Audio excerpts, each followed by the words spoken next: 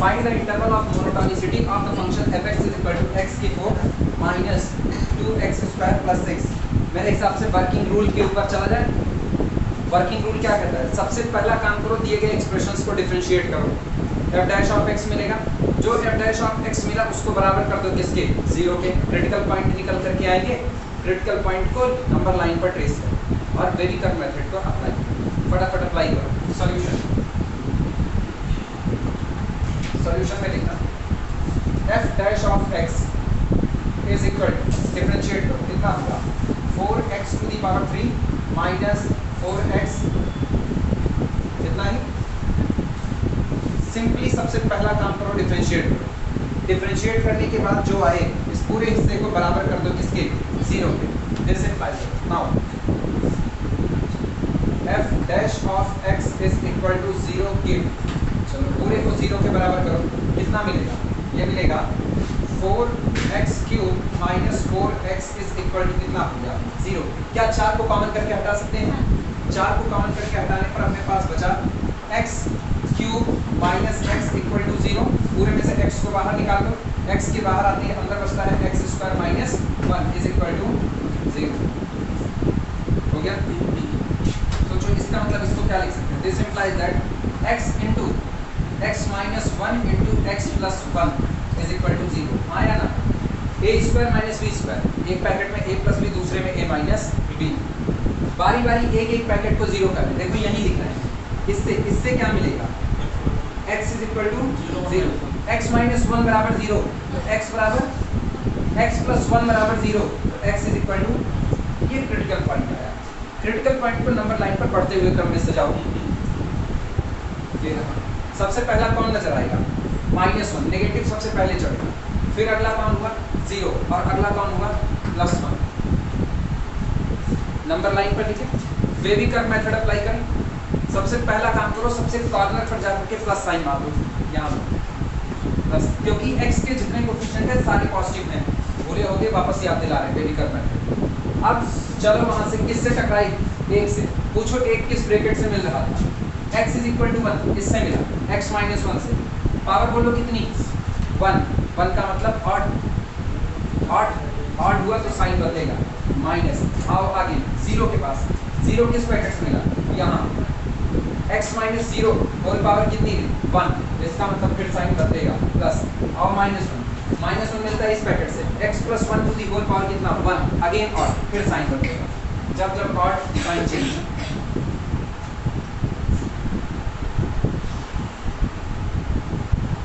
इतने दायरे में फंक्शन नेगेटिव रहेगा।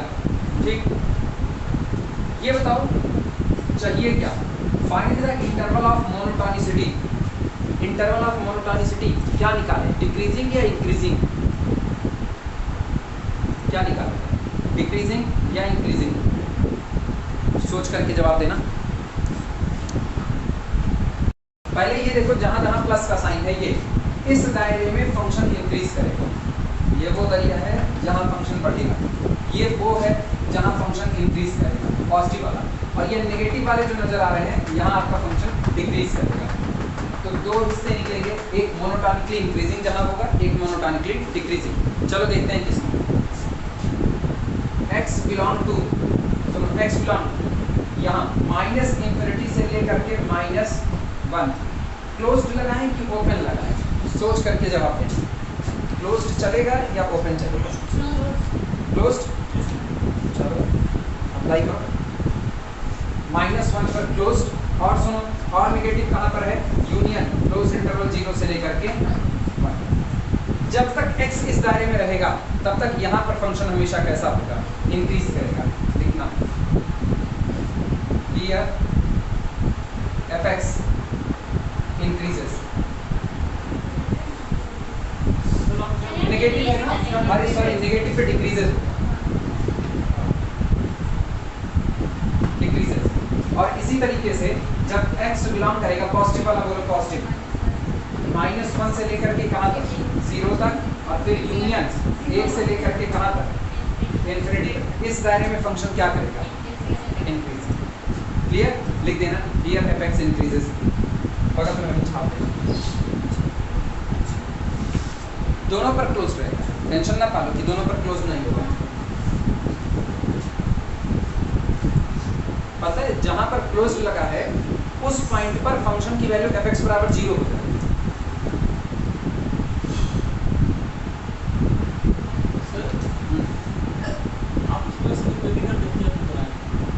गलत हो गया?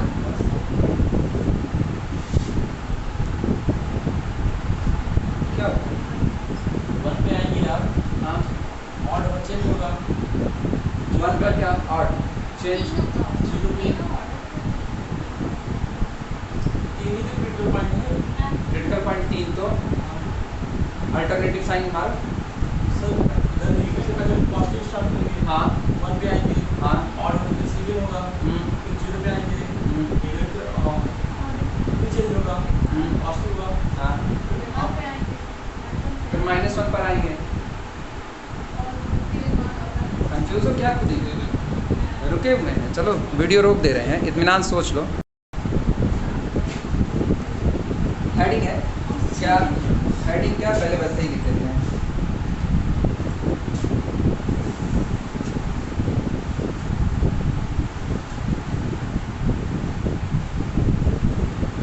लिखना strictly monotonic function, strictly monotonic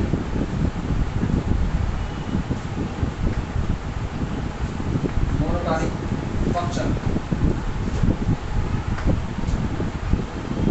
strictly monotonic function. इसमें जो सबसे पहला आता है, कुल 2 टाइप होते हैं इसके। पहला टाइप होगा स्ट्रिक्टली इंक्रीजिंग फंक्शन, ऐसा फंक्शन जो कंटिन्यूअसली बढ़ता जाएगा, कभी भी वो फ्लैट भी नहीं होता, स्ट्रिक्टली इंक्रीजिंग। और दूसरा स्ट्रिक्टली डिक्रीजिंग, एक ही तरफ देखते हुए तेजी से घटना। तो इसमें पहले में है स्ट्रिक्टली इंक्रीजिंग,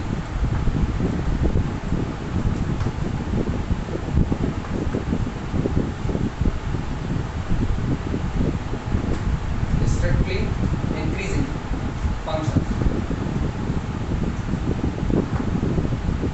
दूसरा जो होगा यह है स्ट्रिक्टली डिक्रीजिंग फंक्शन।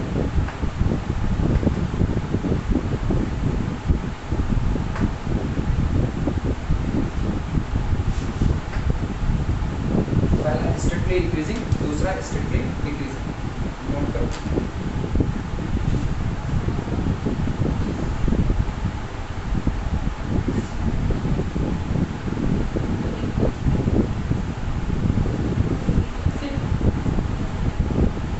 लिखा जाएगा। सबसे पहले स्ट्रिक्टली इंक्रीजिंग के अंतर्गत लिखा है, तुम लोग अपने हिसाब से चाहे अलग हेडिंग डाल करके उसके बाद लिख देना स्ट्रिक्टली इंक्रीजिंग फंक्शन।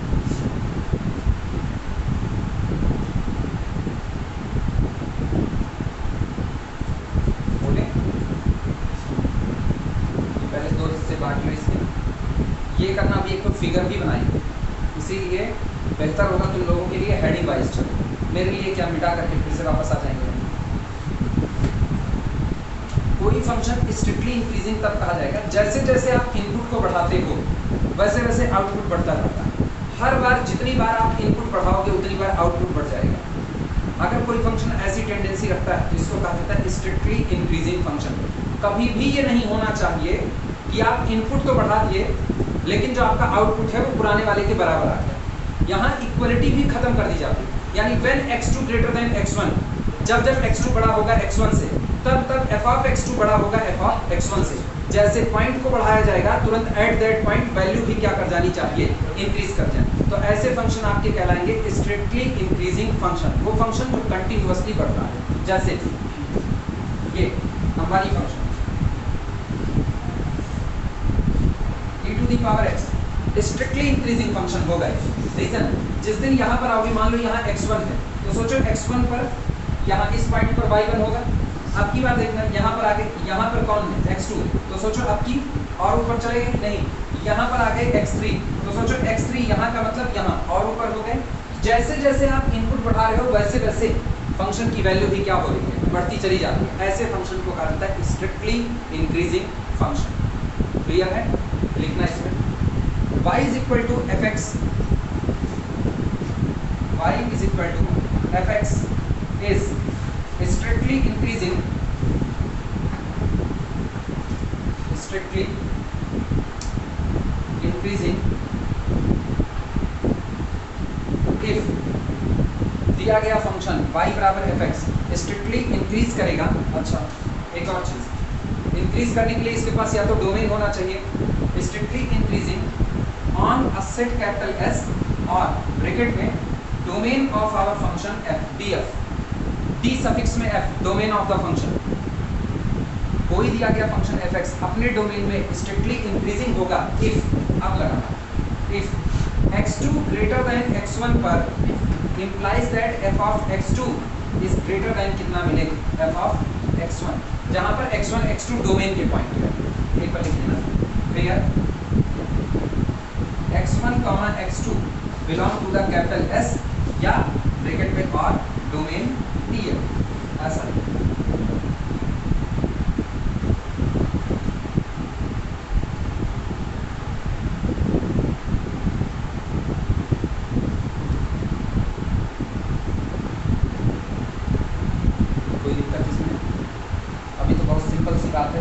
इनपुट बढ़ाते जाएंगे, आउटपुट बढ़ता जाएगा। That's called the strictly increasing function.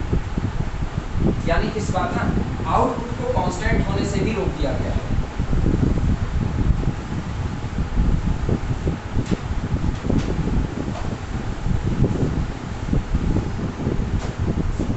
चलो फटाफट फिगर बनाना, इसे स्ट्रिक्टली इंक्रीजिंग के लिए फिगर बना रहे हैं। टोटल 3 केस होते हैं,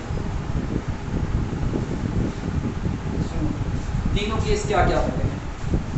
जब फंक्शन इंक्रीज कर रहा है तो धीमे धीमे फंक्शन के इंक्रीज करने की दर घट रही है, पहला केस होता है।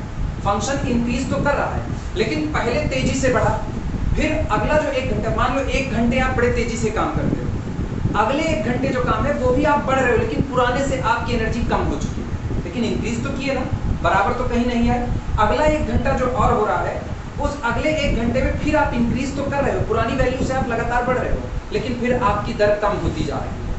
इसका मतलब आप थक रहे हो। जब कोई काम पहले किया जाता है, शुरुआत में बड़ा उत्साह रहता है, जैसे कहा गया ना नंबर थ्योरी शुरू कर रहे हैं, नंबर थ्योरी को शुरू करते हुए बड़ा उत्साह है, अरे अब तो अलजेब्रा आ गया, अलजेब्रा आ गया, 4 थ्योरम नंबर थ्योरी की चली, बड़ा आप रेडी रहे हो, लेकिन अब सुस्ती छाना चालू कर, चलो यार एक और लगा लेते हैं। आज 4 सवाल लगाए, सोचो पहला घंटा आपकी ना, पहले घंटे में आपने पता चला आप 10 सवाल लगाए, ठीक। उसके बाद जब अगला हो रहा है, पहले घंटे में 10 लगाए, अगला जो 1 घंटा और लगाए उसमें 11 सवाल लगाए। इंक्रीज तो किए, इंक्रीज किए, लेकिन अब दर धीमे धीमे डाउन पड़ रही है। इंक्रीज आप कर रहे हैं कंटिन्यूअसली, लेकिन दर धीमी पड़ रही है। इसको बोलते हैं increasing with decreasing rate. Increase तो कर रहे हो, लेकिन जो आपकी रेट है वो क्या हो रही है, डिक्रीज कर रही है। इसका ग्राफ सुनना कैसे बनता है, इसका ग्राफ क्या बनता है, ये ग्राफ बढ़ तो रहा है, लेकिन सोचो बेंड हो रहा है। बेंड होने का मतलब धीमे धीमे वो अब उतनी तेजी के साथ नहीं बढ़ रहा है। दूसरा जो होता है वो तेजी के साथ बढ़ना। ये देखो अगला केस, ये इंक्रीज कर रहा है लेकिन कांस्टेंट रेट से बढ़ रहा है। कांस्टेंट रेट y बराबर x कांस्टेंट रेट से बढ़ता है। जितना x को बढ़ाते जाओगे y की वैल्यू देता जाएगी। ये कांस्टेंट रेट पर बढ़ना है। यहाँ पर रेट कांस्टेंट नहीं है, ये हमेशा याद रखना। जब आपका ग्राफ फंक्शन का इस तरीके से जाए या आपका फंक्शन का ग्राफ इस तरीके से जाए तो आपकी रेट कांस्टेंट नहीं हो सकती, दर हमेशा बदलती रह रही है। लेकिन जब आपका फंक्शन इस तरीके से जाएगा ना, तो सोचो आप ऐसे केस में दर आपकी कैसी हो गई है, constant, increases with constant rate. और ये कौन है, इंक्रीजेस विद डिक्रीजिंग रेट। यहाँ पर रेट आपकी घट रही है। और अगला सुनना, अगला इंक्रीजेस विद इंक्रीजिंग रेट। आपकी रेट भी कैसी हो चुकी है, दर भी अब की बार बढ़ रही है। तो ये टोटल 3 केस होते हैं स्ट्रिक्टली इंक्रीजिंग फंक्शन के।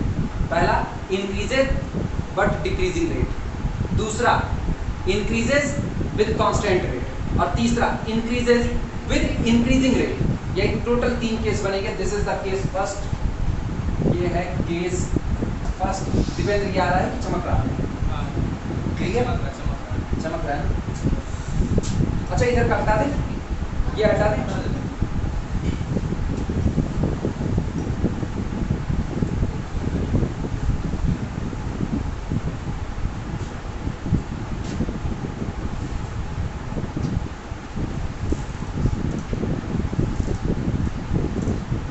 केस फर्स्ट,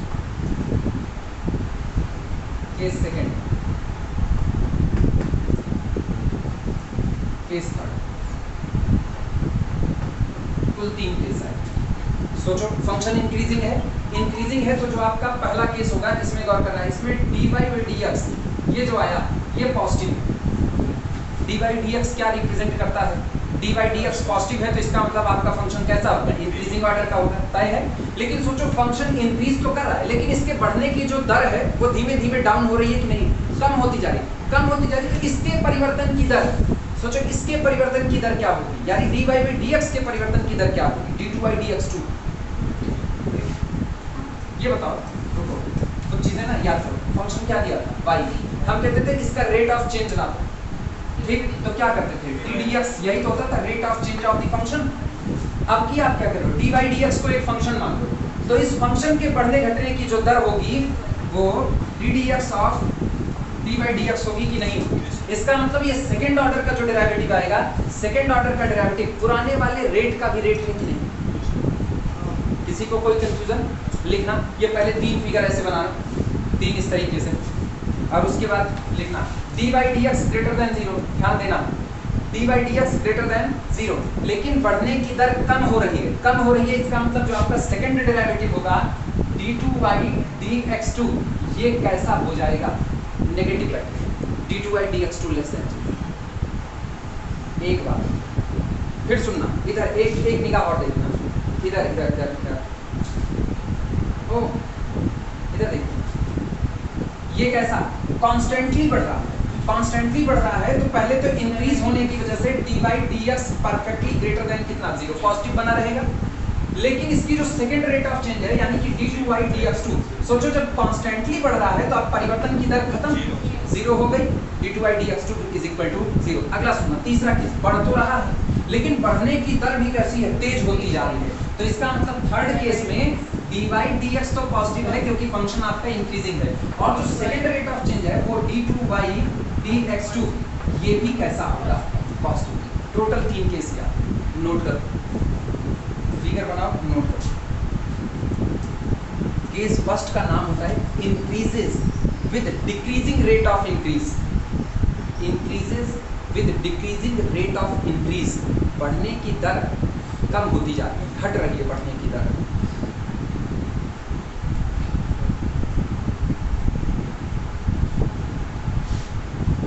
ऐसे भी कर सकते हो, समझने की बात है। पहले 1 घंटे चले तो पहले 1 घंटे में तुम 4 किलोमीटर दौड़े, पहले 1 घंटे में इत्मीनान से चल रहे हो। फिर जो अगला 1 घंटा तुम और चल रहे हो, उस अगले 1 घंटे में 3 ही किलोमीटर बढ़ तो रहे हो ना, लेकिन घटा कि नहीं घटा? अगला जो 1 घंटा और तुम चल रहे हो उसमें तुम 1 किलोमीटर चल रहे हो। इंक्रीज तो आज भी किए, घट तो नहीं रहे, लेकिन सोचो तुम्हारी दर धीमी पड़ रही है कि नहीं?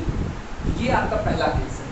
First case dy by dx greater than 0 ये बताता है कि फंक्शन इंक्रीज कर रहा है, लेकिन d2 बाई dx2 का नेगेटिव हो जाना ये बताता है कि इंक्रीज करने की जो आपकी दर है, जो rate of change of increment है वो घट रहा है। Second, dy by dx greater than 0 इशारा है कि फंक्शन आपका इंक्रीज कर रहा है, बढ़ रहा है। लेकिन सेकंड डेरिवेटिव का 0 होने का मतलब फंक्शन आपका कॉन्स्टेंटली बढ़ रहा है। आज परिवर्तन की दर जो हो चुकी है वो कितनी है? 0। Third case dy by dx greater than 0, function बढ़ रहा है, सेकंड डेरिवेटिव भी ग्रेटर देन 0, यानी बढ़ने की जो दर है वो भी बढ़ रही है, वो भी इंक्रीज कर रही है। टोटल 3 टुकड़े आए।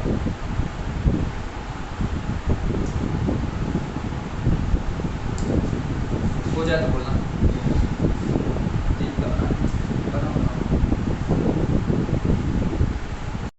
फिगर बना लेना, उसके नीचे लिखना केस 1। ये पहला वाला केस बताने चल रहे हैं। इसका मतलब क्या? Geometrical meaning dy by dx greater than 0, d2 by dx2 less than 0, मतलब फर्स्ट डेरिवेटिव पॉजिटिव रहे लेकिन सेकंड डेरिवेटिव नेगेटिव हो जाए, तो इसको कहते हैं लिखना इंक्रीजेस।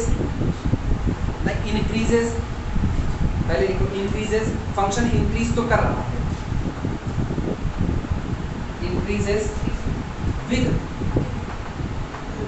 बढ़ तो रहा है लेकिन बढ़ने की जो दर है, जो रेट ऑफ चेंज है वो क्या हो रहा है? वो घट रहा है। लिखना increases with decreasing rate of increase, increases with decreasing rate of, ये घटती हुई दर किसकी है? डिक्रीजिंग रेट ऑफ इंक्रीज, बढ़ने की जो दर है वो घट रही है, decreasing rate of increase. Case second, दूसरा केस, दूसरे केस में इंक्रीज कर रहा है लेकिन एक कांस्टेंट रेट के साथ इंक्रीज कर रहा है, कोई बदलाव नहीं हो रहा है। लिखना increases with constant rate of increase, increases with constant rate, with constant rate of increase। इस बार पढ़ने किधर constant. Case third, case third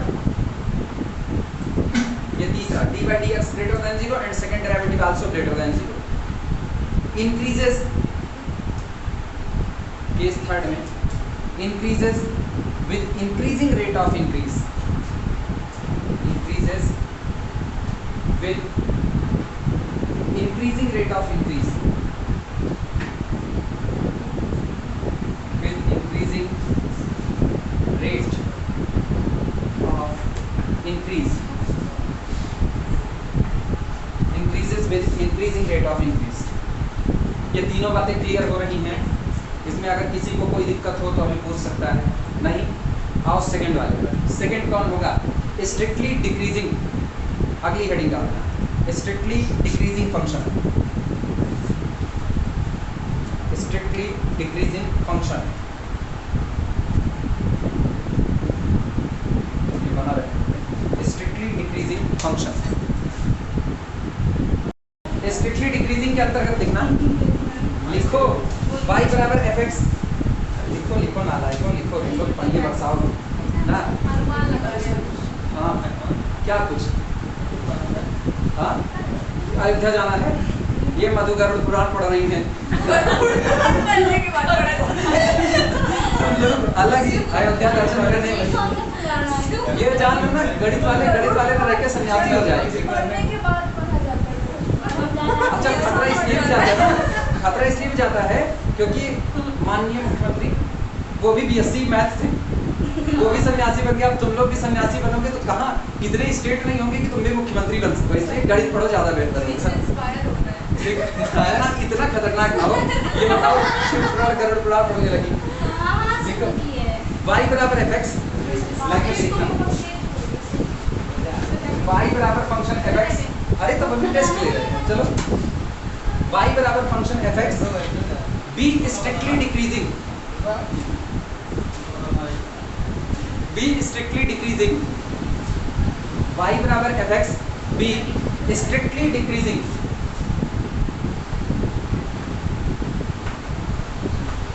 strictly decreasing. सुनो, फंक्शन को अगर स्ट्रिक्टली डिक्रीजिंग कहना है तो स्ट्रिक्टली इंक्रीजिंग वाली बात पलट दो। वहां क्या कहते हैं, जैसे जैसे आर्गुमेंट को बढ़ाते जाएंगे वैसे वैसे इंट्री भी क्या होगी, बढ़ती जाएगी। आप x बढ़ाते जाओगे तो fx भी क्या होगा, बढ़ता जाएगा। अब की क्या करना है, x के बढ़ाने पर fx को क्या होना पड़ेगा, घटना पड़ेगा। यानी when x2 greater than x1 then f of x2 less than f of x1।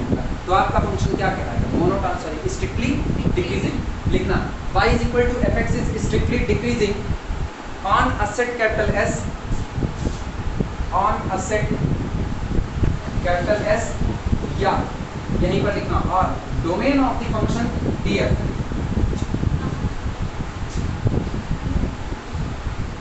if यदि if x2 greater than x1 implies that f of x2 less than f of x1। Input को बढ़ाने के बावजूद भी अगर output कम होता जा रहा है तो ऐसा फंक्शन हमेशा स्ट्रिक्टली डिक्रीजिंग कहलाता है। नोट किए, चलो फिगर बनाओ। फिगर जानते हो, कुछ करना नहीं, ये देखो ऐसे इसको पकड़ो, क्या भी इंक्रीज कर रहा है ना, और बाहुबली की तरफ ध्यान लगा के ऐसा कर दो, डिक्रीज कर जाएगा, बस इतना ही काम। सुनो,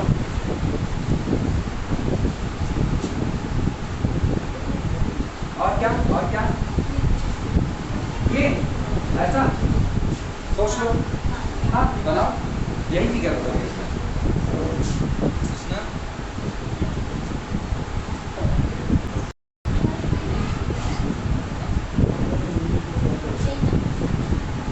केस फर्स्ट है, ये पहला हो गया case first.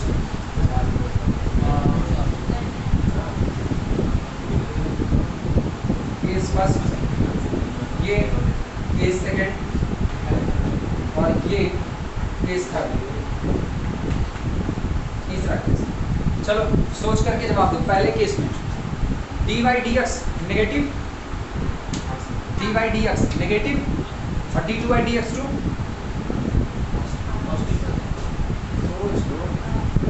dy dx negative, इसलिए नेगेटिव क्योंकि फंक्शन डिक्रीज कर रहा है। और d2 dx2 ग्रेटर देन 0। सोच लेना ग्रेटर देन 0 या लेस देन 0, हम अभी रुके हुए हैं।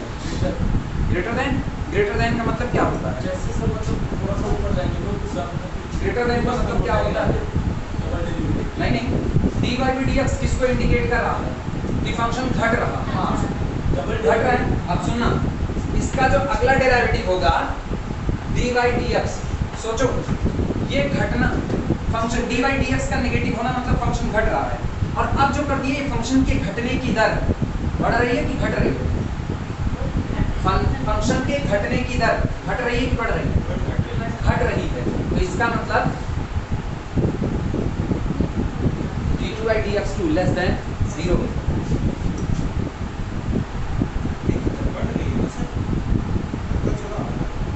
सोच करके जवाब दो।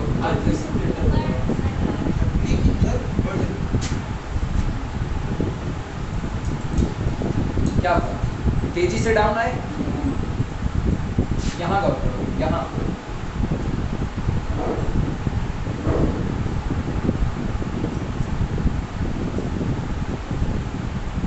अब रुके हुए इत्मीनान से सोचो, क्योंकि ये तो आधे से ज्यादा तुम्हारी समझ के ऊपर होगा। अब मेरे ख्याल से अब इसमें तुम लोगों को कंफ्यूजन नहीं होनी चाहिए कि यहाँ घटते रहे हो, लेकिन जो घटने की दर है वो भी क्या कर रही है? डिक्रीज कर रही है। अब की बात होगा बीच पर आके, घट तो रहे हो, तो पहली बात तो घटने के लिए dy by dx less than कितना होगा? 0। दूसरा, अपनी घटने की दर कांस्टेंट बनी हुई है, तो इसका मतलब सेकंड डेरिवेटिव d2 dx2 ये बराबर कितना होगा? 0। अब सोचो यहाँ टॉप से बड़ी तेजी के साथ नीचे आ रहे हैं, तो जैसे जैसे नीचे आते जाओगे वैसे वैसे स्पीड और ज्यादा बढ़ती चली जाएगी। इसका मतलब इस केस में अगर देखा, तीसरे केस में, तो घटने की वजह से dy dx लेस देन कितना होगा? 0। और दूसरा d2 यानी सेकंड रेट d2 dx2 ये कैसा होगा? पॉजिटिव, क्योंकि इंक्रीज कर रहे हैं। लिखो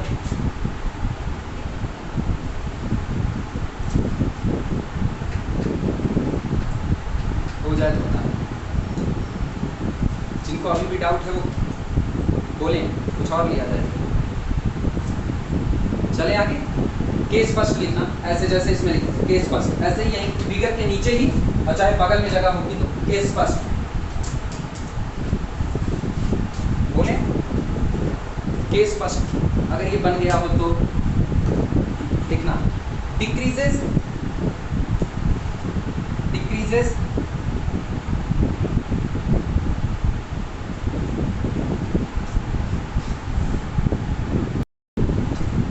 शुरुआत करो, आप डबल स्टार करके लिखना। So we can say that, इसलिए हम कह सकते हैं कि so we can say that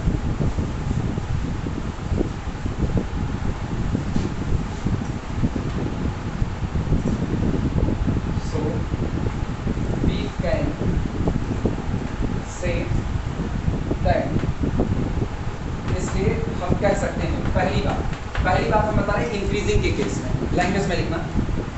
बोले a function fx is said to be, a function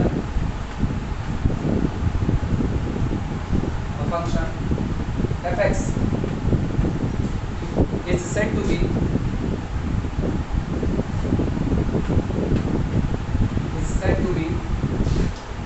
strictly increasing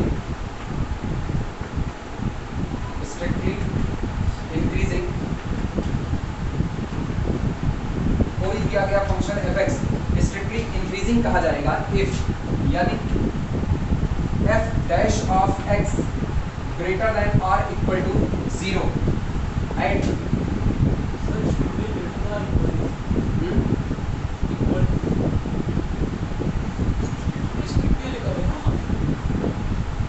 हटाना चाहो हटा दो, एक तो लेना ही लेना है।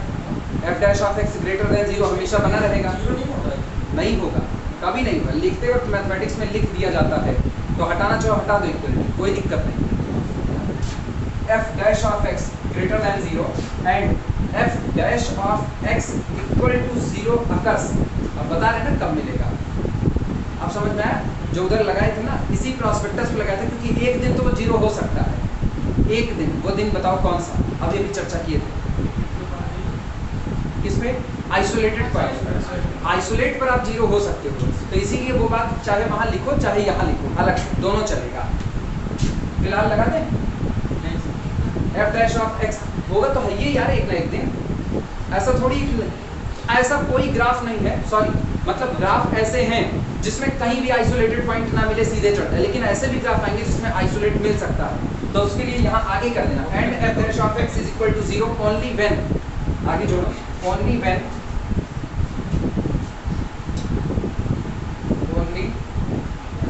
ये सिर्फ और सिर्फ उसी दिन जीरो होगा function have isolated point, only when function have isolated point.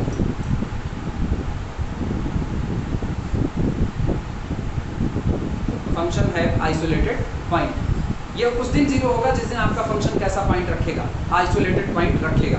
या दूसरे शब्दों में कहें तो f dash of x is equal to zero तब हो सकता है जब फंक्शन के पास कहीं पर कोई क्या मिल जाए, आइसोलेटेड पॉइंट मिल जाए। अदरवाइज हर जगह पर F dash of x greater then कितना होना चाहिए? जीरो। फिर लिखना दैट इज अब इसका मतलब समझो, that is F x does not have, that is F x does not have, function नहीं रखेगा, F x does not have a line segment, fx does not have a line segment parallel to the x-axis, parallel to the x-axis, parallel to the x-axis as a part of its graph, as a part of its graph, as a part of its graph। मतलब function का graph जब खींचा जाए तो function के graph में ऐसा कोई भी हिस्सा ना नजर आए जो एक्स एक्सिस के कैसा हो जाए, पैरेलल हो जाए, ऐसा कोई भी हिस्सा नजर नहीं आना चाहिए। ठीक, फंक्शन का ग्राफ ये हो सकता है, चलेगा। ये देखना, ये टूटा यहाँ पर, ये पॉइंट आया, फिर इंक्रीज किया। आइसोलेटेड पॉइंट पर ये एक्स एक्सिस के पास एक पॉइंट यहाँ पर, जिस दिन यहाँ निकालेंगे उस दिन एफ डैश ऑफ एक्स कितना हो जाएगा? जीरो। यानी इनके लिए अगर बात करें तो इनके लिए f dash of x confirmly greater than zero, इधर के हिस्से के लिए f dash of x confirmly greater than zero, लेकिन यहाँ f dash of x is equal to कितना? इस एक पॉइंट। क्लियर है? फिर अगला लिखना स्टार टू करके, सेकेंड बोले स्टार टू में लिखना a function fx is said to be a function fx is said to be strictly decreasing, a function fx is said to be strictly decreasing, दिया गया फंक्शन strictly decreasing कहा जाएगा if f dash of x less than or equal to 0। पहले तो ये if f dash of x less than or equal to 0, फिर बता रहे, फिर जीरो होगा, आइसोलेटेड पर ही है। And f dash of x बराबर 0 and f dash of x बराबर 0, ये उसी दिन 0 हो जिस दिन आपको एक पॉइंट कैसा मिल जाए, आइसोलेटेड मिल जाए। And f dash of x is equal to 0 occurs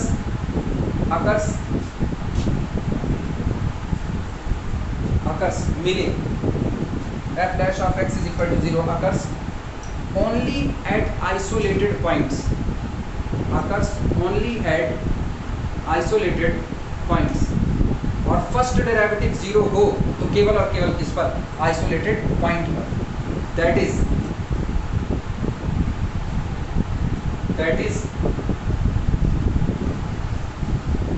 fx that is fx does not have, that is fx does not have, fx does not have a line segment, fx does not have a line segment parallel to x-axis, parallel to x-axis, parallel to x-axis as a part of graph, as a part of graph। यानी आपके function में, आपके function के graph में ऐसा कोई हिस्सा नहीं होना चाहिए जो x एक्सिस के पैरेलल एक लाइन सेगमेंट रख दे। तो ऐसे केस में आपका फंक्शन क्या कहलाएगा? स्ट्रिक्टली डिक्रीजिंग, और यही हाल स्ट्रिक्टली इंक्रीजिंग का। अभी क्लियर है? तो ये इक्वल टू 0 आ सकता है। जब केवल मोनोटोनिक कहा जाएगा तब भी ये कंडीशन रहेगी, स्ट्रिक्टली डिक्रीजिंग, स्ट्रिक्टली इंक्रीजिंग कहा जाएगा तब पर भी ये कंडीशन रहेगी। बस ख्याल ये रखना है, वहाँ पर अगर ये वहाँ हो गया तो वहाँ आपका फंक्शन 1 1 नहीं बन सकता, और यहाँ हो गया तब पर भी आपका फंक्शन 1 1 बन जाएगा।